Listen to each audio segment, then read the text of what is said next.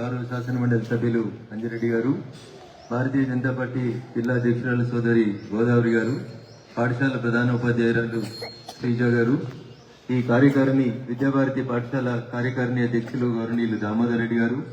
ఈ పాఠశాల ఇన్ఛార్జిగా వ్యవహరిస్తున్నటువంటి మిత్రుడు రవి గారు, కౌన్సిలర్లు రాజు గారు, రమేష్ గారు,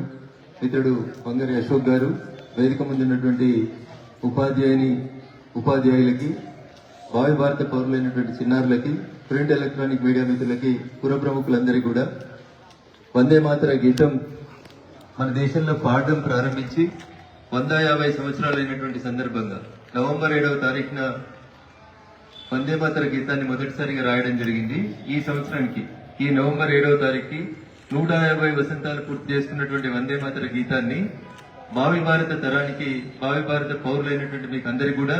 పూర్తి స్థాయిలో రచించిన రోజు వందే మాతర గీతం ఏ రూపంలో అయితే రచించబడిందో దాన్ని పూర్తి స్థాయిలో భావి తరాలకు అందించాలనేటువంటి ఒక ఉద్దేశంతో భారత ప్రధాని గౌరవనీయులు నరేంద్ర మోడీ గారు తీసుకున్నటువంటి నిర్ణయంలో భాగంగా భావి తరాల్లో ఆ స్ఫూర్తి నింపడానికి ఆ వందే మాతర గీతం యొక్క అర్థాన్ని మీకు తెలియజేయాలనేటువంటి ఒక సదుద్దేశంతో ప్రభుత్వం తీసుకున్నటువంటి నిర్ణయం. మీరంతా అదృష్టవంతులు. ఈ దేశాన్ని ఏక్ భారత్గా, శ్రేష్ఠ భారత్గా నిలపాలని, దేశానికి స్వతంత్రం వచ్చిన తర్వాత దేశంలో ఉన్నటువంటి చిన్న చిన్న రాజ్యాలన్నింటినీ ఏకం చేసి ఏక్ భారత్ నిర్మాణం కోసం కలలు కన్నటువంటి గౌరవనీయులు సర్దార్ వల్లభాయ్ పటేల్ పుట్టినరోజు కూడా అక్టోబర్ 31. ఈ సంవత్సరానికి వారి జన్మదినం కూడా 150 వసంతాలు పూర్తి చేసుకుంటామని. అందుకని దేశవ్యాప్తంగా సర్దార్ వల్లభాయ్ పటేల్ జన్మించి 150 వసంతాలు పూర్తయిన సందర్భంగా మొదటిసారిగా వందే మాతర గీతాన్ని ఆలపించినటువంటి నవంబర్ 7కి 150 సంవత్సరాలు పూర్తయిన ఈ రెండు అకేషన్స్ ని, దేశభక్తిని భావి భారత పౌరులలో తెలియజేసేటువంటి ఒక మంచి లక్ష్యంతో భారత ప్రభుత్వం తీసుకున్నటువంటి కార్యక్రమంలో భాగస్వాములైనటువంటి ప్రతి ఒక్కరికి కూడా కృతజ్ఞతా వందనాలు తెలియజేస్తూ,